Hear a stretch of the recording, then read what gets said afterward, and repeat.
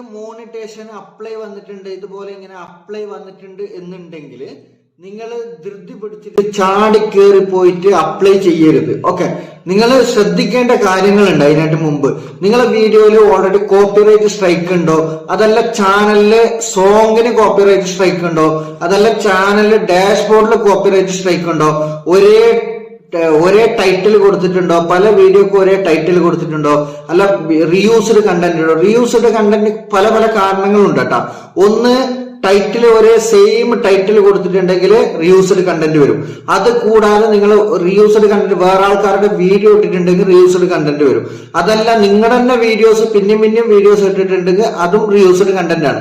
അത് കൂടാതെ നിങ്ങൾ ഷോർട്സിലും അതേ സെയിം വീഡിയോ, ലോങ്ങിലും അതേ വീഡിയോ, ലൈവിലും അതേ വീഡിയോ എന്നിട്ടാലും റീയൂസ്ഡ് കണ്ടന്റ് വരും. അത് കൂടാതെ നിങ്ങൾ ഓൾറെഡി കോപ്പിറൈറ്റ് സ്ട്രൈക്കുള്ള വീഡിയോസ് എടുക്കൂലേ, അങ്ങനെ എടുത്തിട്ട് നിങ്ങളെ ചാനലിൽ അപ്ലോഡ് ചെയ്ത വീഡിയോ അതേ സെയിം വീഡിയോ നിങ്ങളുടെ തന്നെ ചാനലിൽ അല്ലെന്നുണ്ടെങ്കിൽ നിങ്ങൾ തന്നെ അറിയുന്ന വേറെ ആൾക്കാരുടെ ചാനലിൽ അങ്ങനെ വന്നിട്ടുണ്ടെങ്കിലും അതും റീയൂസ്ഡ് കണ്ടന്റ് ആണ്. ചില ആൾക്കാർ എന്ത് ചെയ്യുന്ന വെച്ചാല്, ചില ആൾക്കാർ എന്തെങ്കിലും പ്രൊമോഷൻ വീഡിയോസ് അതിന്റെ അല്ല ഇൻസ്റ്റാഗ്രാമിന്റെ ലിങ്ക് അയച്ചു, ഇത് നിങ്ങൾക്ക് യൂട്യൂബിൽ ഇടാം, പ്രൊമോഷൻ ചെയ്യാം, ഇന്ന പോലെ ചെയ്യണം എന്നുള്ള പറഞ്ഞിട്ട് വീഡിയോ അയച്ചു. വീഡിയോ അയച്ചു തന്നിട്ട് നിങ്ങൾ എന്ത് ചെയ്യും, നിങ്ങൾ യൂട്യൂബ് ചാനലിലിടും. കോപ്പിറൈറ്റ് ഒരിക്കലും കിട്ടത്തില്ല, കോപ്പിറൈറ്റ് സ്ട്രൈക്ക് തരത്തില്ല. കോപ്പിറൈറ്റ് സ്ട്രൈക്ക് തരുന്നത് യൂട്യൂബ് അല്ല, ഡയറക്റ്റ് ആണ് കോപ്പിറൈറ്റ് സ്ട്രൈക്ക് കിട്ടുന്നത്. അപ്പൊ ഡയറക്റ്റ് ഇപ്പൊ വേറെ ആൾക്കാർ കോപ്പിറൈറ്റ് സ്ട്രൈക്ക് തരത്തില്ല, അവരുടെ ചാനലിൽ ഓൾറെഡി അപ്ലോഡ് ചെയ്ത വീഡിയോസ് ആയിരിക്കും. പക്ഷെ നിങ്ങൾക്ക് അയച്ചു തരും ഇത് യൂട്യൂബിൽ ഇടാൻ വേണ്ടിയിട്ട്. അങ്ങനെ ഇടുന്ന സമയത്തും അവർ കോപ്പിറൈറ്റ് തന്നില്ലെങ്കിലും അത് റീയൂസ്ഡ് കണ്ടന്റിലേക്ക് വരും. ഓക്കെ, കാരണം എന്താ വെച്ചാൽ ഓൾറെഡി യൂട്യൂബിൽ ഉള്ള വീഡിയോസ് നിങ്ങളെ വീഡിയോസ് മാച്ച് ആയിട്ട് റീയൂസ്ഡ് കണ്ടന്റ് ആയിട്ട് വരും.